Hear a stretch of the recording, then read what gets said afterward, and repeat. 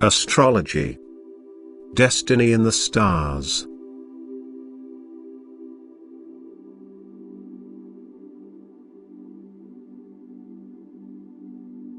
Only what is relevant for the redemption of the spiritual substance, hence only what provides more or less detailed knowledge about my plan of salvation and thereby also testifies to me and my fundamental nature, should be regarded as given by my spirit.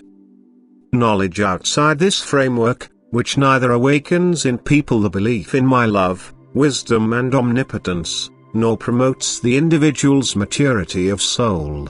Furthermore, knowledge which contradicts Christ's teaching such that it negates the human being's free will, which thus would leave the person at the mercy of his destiny without his own will.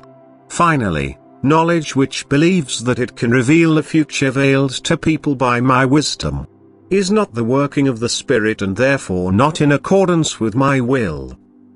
Rather, it is my adversary's means to divert people from true knowledge and to mislead them. People will never be able to ascertain or calculate how an individual person's destiny unfolds itself. All such claims are wrong conclusions or conjectures. They could certainly be coincidentally accurate, but then never on account of calculations or influences from specific stars. Instead, a person's destiny always corresponds to my plan of eternity, which is based on the human being's free will.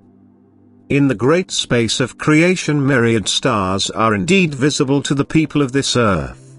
But these stars do not exert an influence on people, which can be understood by anyone who considers that countless stars are moving within their designated orbit, that this regularity has been recognized by my wisdom since the beginning of eternity to be good and right, that all stars support living beings for the purpose of higher development and that their destiny is also determined, but it will never be affected by other stars.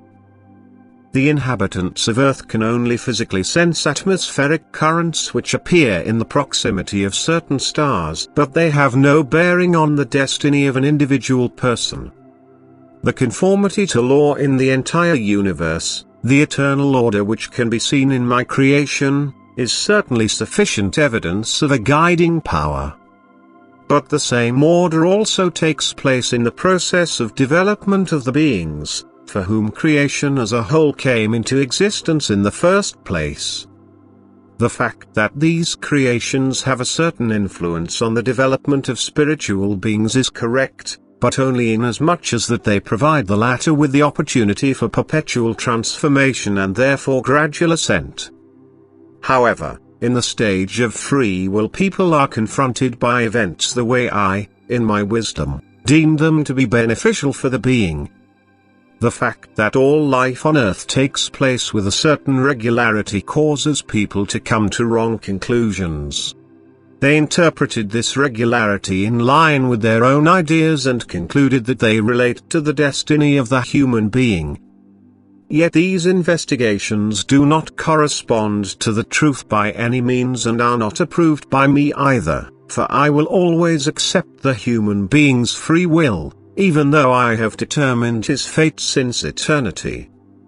Amen.